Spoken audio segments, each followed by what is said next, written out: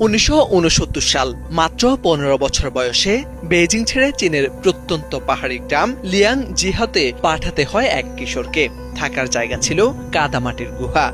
জোয়ার শস্য জাওয়ের খাবার মিলত, রাতে ঘুমাতে হতো ইটের মঞ্চে। ছারপোকার কামড়ে ক্ষত বিক্ষত শরীর নিয়ে মাঠে কাজ করতেন। সেই কিশোরী আজ বিশ্বের অন্যতম ক্ষমতাধর নেতা, চীনের প্রেসিডেন্ট শি জিনপিং। পাহাড়ি গ্রামের কাদামাটির গুহা থেকে কিভাবে ক্ষমতাধর নেতা হয়ে উঠেছেন শি জিনপিং? বেজিংয়ের গ্রেট হলে দাঁড়িয়ে আত্মবিশ্বাসী যে মানুষটি মার্কিন প্রেসিডেন্ট ডোনাল্ড ট্রাম্পকে স্বাগত জানান, তার জীবন একসময় ছিল ভয়, অপমান আর বেঁচে থাকার সংগ্রামে ভরা। তার বাবা শি চুং সুন ছিলেন চীনের কমিউনিস্ট বিপ্লবের অন্যতম নায়ক। 1934 থেকে 1935 সালে ঐতিহাসিক লং মার্চের যোদ্ধা এবং মাও সেতুংয়ের ঘনিষ্ঠ সহযোদ্ধা।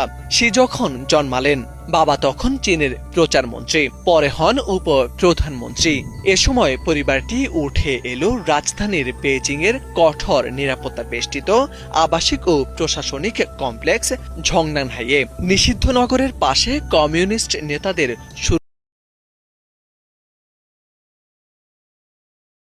সুরক্ষিত বাসভূমিতে।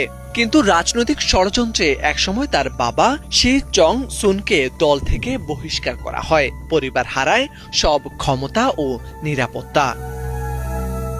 সাংস্কৃতিক বিপ্লবের সময় পুরো পরিবারকে শাস্তি দেওয়া হয়। বাড়িতে হামলা চালায় রেড গার্ডরা, স্কুল বন্ধ হয়ে যায়, এমনকি শির সৎবোন আত্মহত্যাও করেন। সেই অস্থির সময়ে কিশোর শিকে পাঠানো হয় পাহাড়ি গ্রামে কাজ শেখার জন্য। প্রথম দিকে পরিবেশ সহ্য করতে না পেরে পালিয়ে বেইজিংয়ে ফিরেছিলেন তিনি, কিন্তু পরে গ্রেপ্তার হয়ে শ্রমশিবিরেও কাটাতে হয় সময়। তারা যে পাহাড়ে বসবাস করতেন, সেখানে মানুষ থাকতো পাহাড়ের গায়ে কাদামাটি দিয়ে দেয়াল তোলা গুহায়। ইট বিছানো কাঙে ঘুম, রাতে খাবার হিসেবে জোয়ার জাতীয় শস্য ও কাঁচা শস্যের জাউ।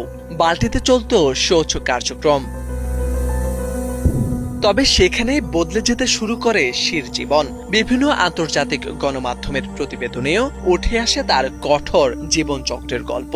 গুহাগ্রামে ফিরে ধীরে ধীরে গ্রামের মানুষের সঙ্গে মিশে যান শি।